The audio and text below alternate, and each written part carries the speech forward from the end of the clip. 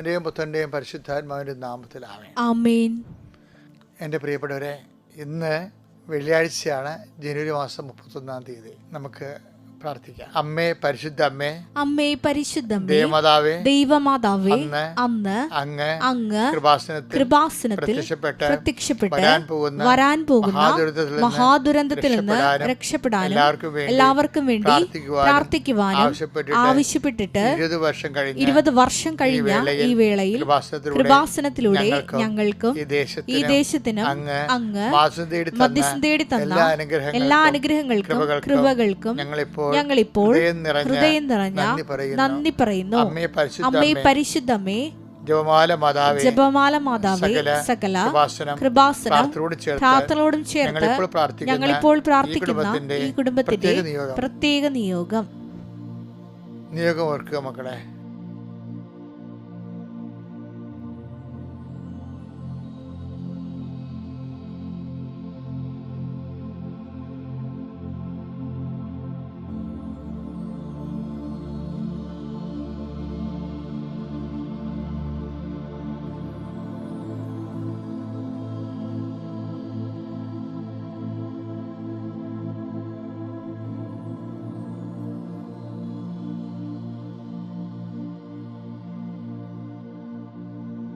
അമ്മയുടെ പ്രത്യക്ഷീകരണത്തിന്റെ ദ്വാദശക വേളയിൽ ഞങ്ങൾക്ക് സാധിച്ചു തരുവാൻ അനിയണമേ.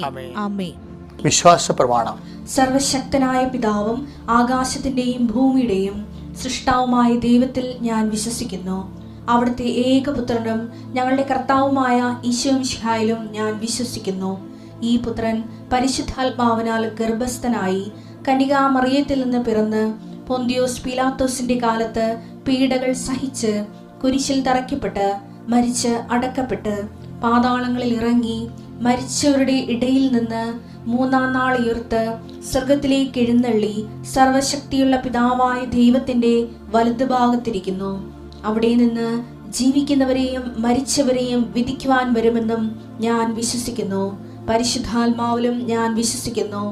വിശുദ്ധ കത്തോലിക്കാ സഭയിലും പുണ്യവാന്മാരുടെ ഐക്യത്തിലും പാപങ്ങളുടെ മോചനത്തിലും ശരീരത്തിന്റെ ഉയർപ്പിലും നിത്യമായ ജീവിതത്തിലും ഞാൻ വിശ്വസിക്കുന്നു. ആമേൻ. സ്വർഗ്ഗസ്ഥനായ ഞങ്ങളുടെ പിതാവേ, അങ്ങയുടെ നാമം പൂജിതമാകണമേ. അങ്ങയുടെ രാജ്യം വരണമേ. അങ്ങയുടെ തിരുമനസ് സ്വർഗത്തിലെ പോലെ ഭൂമിയിലും ആകണമേ. അന്നു വേണ്ടുന്ന ആഹാരം ഇന്ന് ഞങ്ങൾക്ക് തരണമേ. ഞങ്ങളോട് തെറ്റ് ചെയ്യുന്നവരോട് ഞങ്ങൾ ക്ഷമിക്കുന്നത് പോലെ ഞങ്ങളുടെ തെറ്റുകൾ ഞങ്ങളോടും ക്ഷമിക്കണമേ. ഞങ്ങളെ പ്രലോഭനത്തിൽ ഉൾപ്പെടുത്തരുതേ, തിന്മയിൽ ഞങ്ങൾ രക്ഷിക്കണമേ. ആമേൻ. നന്മ നിറഞ്ഞ മറിയമേ, സ്വസ്തി. കർത്താവ് അങ്ങയുടെ കൂടെ സ്ത്രീകളിൽ അങ്ങ് അനുഗ്രഹിക്കപ്പെട്ടവളാകുന്നു. അങ്ങയുടെ ഉദരത്തിൻ ഫലമായി ഈശോ അനുഗ്രഹിക്കപ്പെട്ടവനാകുന്നു. പരിശുദ്ധ മറിയമേ, തമ്പുരാന്റെ അമ്മേ, പാപികളായ ഞങ്ങൾക്ക് വേണ്ടി ഇപ്പോഴും ഞങ്ങളുടെ മരണസമയത്തും തമ്പുരാനോട് അപേക്ഷിക്കണമേ. ആമേൻ. കർത്താവേ, അങ്ങയുടെ മക്കള് അനുദിന അനുഗ്രഹ പ്രാർത്ഥനയിലേക്ക് പ്രവേശിക്കുകയാണ്. ശിരസുകൾ നമിച്ച് കൈകൾ കൂപ്പി ഭക്തിയാദരവോടെ ദൈവശിരസിനെ വ്യാപരിക്കുക. എൻ്റെ കർത്താവ് നിന്റെ ഉന്നതമായ നാമത്തിന് സ്വസ്ഥം ചെയ്യുന്നു. എൻ്റെ കർത്താവ് നിന്റെ വിശുദ്ധ പൗരോഹിത്യത്തെ മഹത്വപ്പെടുത്തണമേ. എൻ്റെ കർത്താവ് സഭയിലുള്ള സാന്നിധ്യം പ്രകടമാക്കണം. 38 വർഷം ഞാൻ അർപ്പിച്ച കുർബാനയുടെ യുഗതയാണ്. കൃപാസ്ഥാനത്താറെ ജീവനോടെ പ്രത്യക്ഷപ്പെട്ട പരിശുദ്ധ അമ്മയുടെ മാധ്യസ്ഥത്തിൽ കർത്താവിൻ്റെ കൈകൾ നിന്റെ ശിരസിൽ വിശ്രമിക്കട്ടെ എന്ന് പ്രാർത്ഥിക്കുന്നു. കർത്താവിൻ്റെ കൈകൾ നിന്റെ സന്ധിബന്ധങ്ങളെ സ്പർശിക്കട്ടെ. കർത്താവിൻ്റെ കൈകൾ നിന്റെ മാംസപേശികളെ സ്പർശിക്കട്ടെ. കർത്താവിൻ്റെ ആണിപ്രതാർന്ന അത്ഭുത കൈകൾ സന്ധിബന്ധങ്ങളിലും മാംസപേശികളിലും രക്തഞരമ്പുകളിലും ശരീരകോശങ്ങളിലും സ്പർശിക്കട്ടെ. എൻ്റെ കർത്താവിന് ഉന്നതമായ നാമത്തെ സഭയുടെ അധികാരത്തിൽ കുരിശിൻ്റെ അടയാളത്തിൽ വിവിധമായ രോഗങ്ങൾ, പീഡകൾ, ഭാരങ്ങൾ, തകർച്ചകളൊക്കെ വന്നിട്ടുള്ള എല്ലാ മക്കളും ഈ പ്രഭാതത്തിൽ ഈ കുരിശിൻ്റെ അടയാളത്തിൽ യേശുവിൻ്റെ നാമത്തിൽ ആവേശം പ്രാപിക്കട്ടെ, ഉജ്ജ്വലമായി ഉയർത്തി നിൽക്കട്ടെ.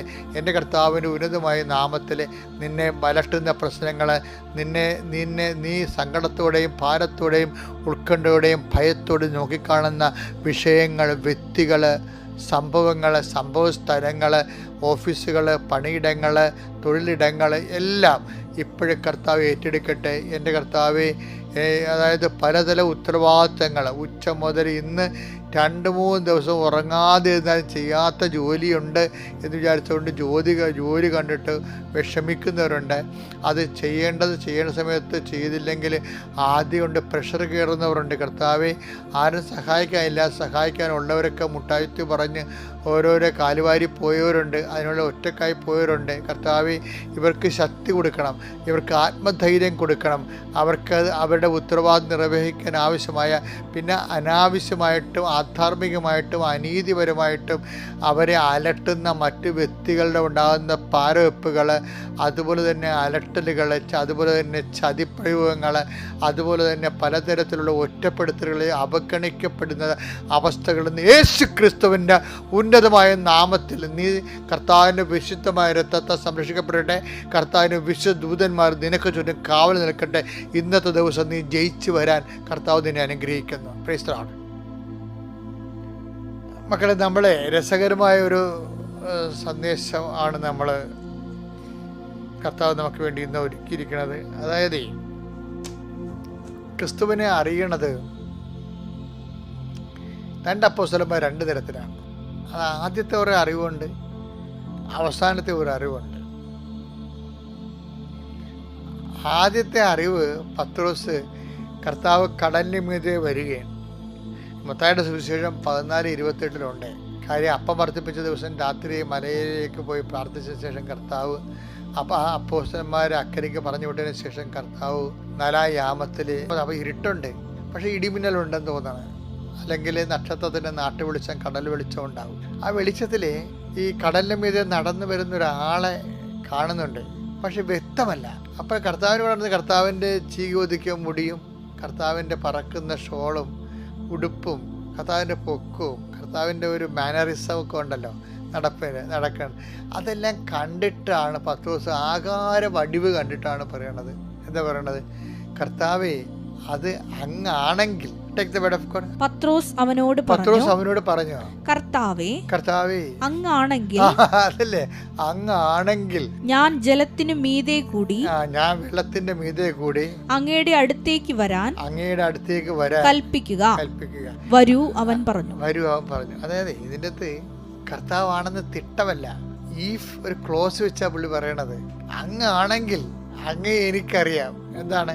അതായത് അവിടെ വിശ്വാസങ്ങൾ ഉപരി സ്നേഹമാണ്. കാര്യം കർത്താവിനോടുള്ള സ്നേഹം കൊണ്ട് കർത്താവ് പത്രോസിനെ വിളിക്കുമെന്ന് പത്രോസ് പ്രീ സപ്പോസ് ചെയ്യുന്നുണ്ട്. അപ്പം അന്ന് മുതൽ ഇവർ തമ്മിലുള്ള സ്നേഹം തുടങ്ങിയെന്നുള്ള കാര്യം ഉറപ്പായില്ലേ?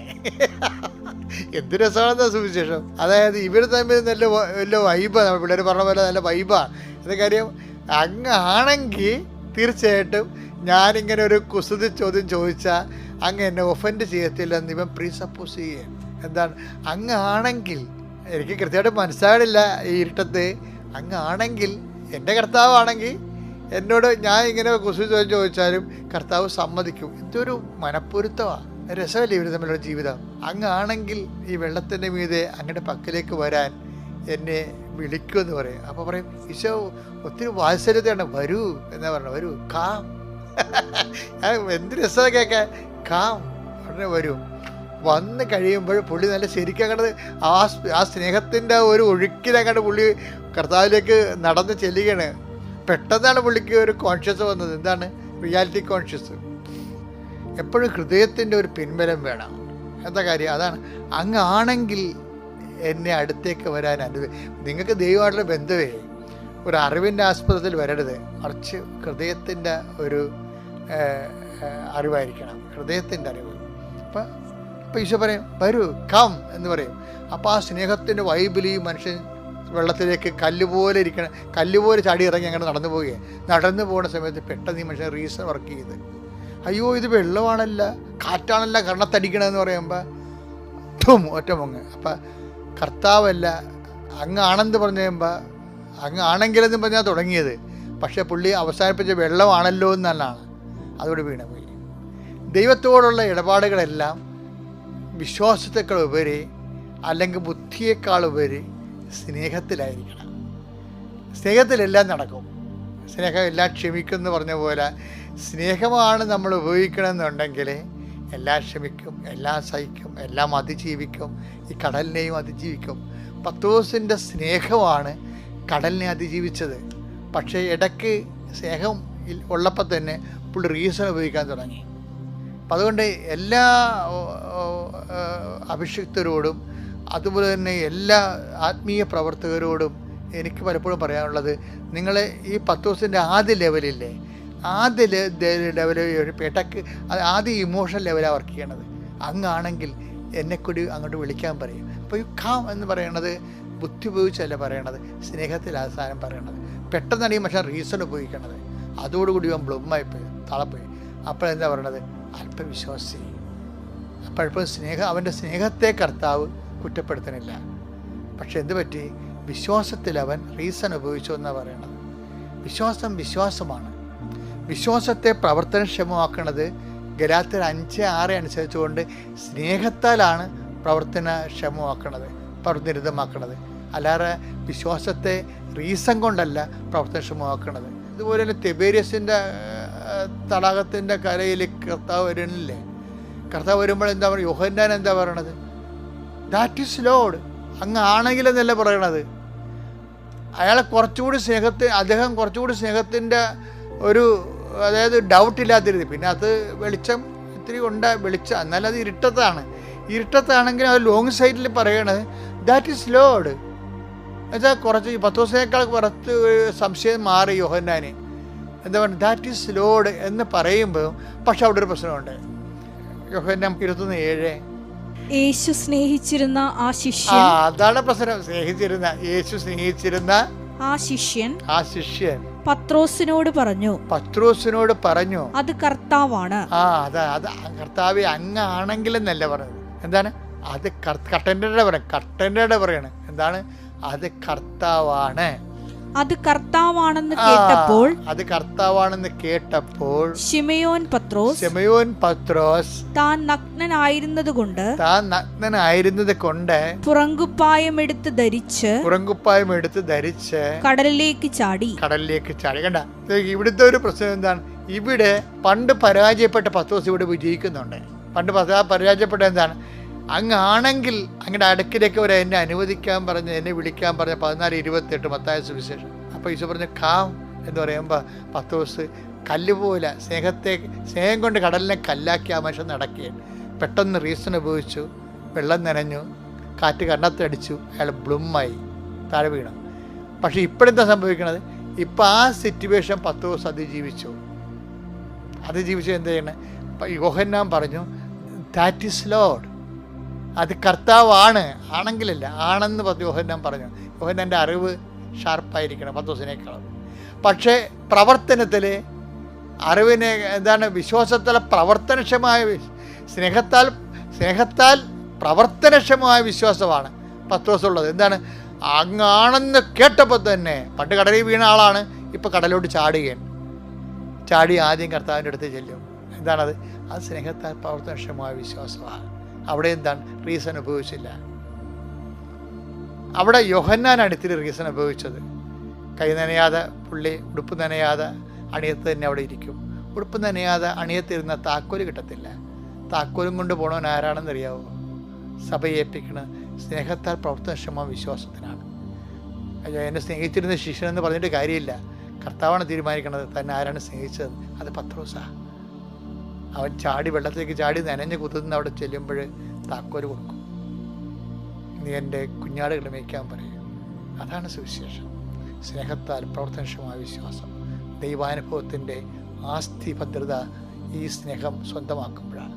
ഈ ദിവസം ചെയ്യുന്ന എല്ലാ കാര്യങ്ങളും നിൻ്റെ വിശ്വാസത്തിൻ്റെ സ്ഥിരീകരിക്കുന്ന സ്നേഹത്തിലായിക്കൊണ്ട് ദൈവത്തിൻ്റെ ഹൃദയത്തിൽ സ്ഥാനം പിടിക്കാൻ ദൈവം നിന്നെ സഹായിക്കട്ടെ. Praise the Lord.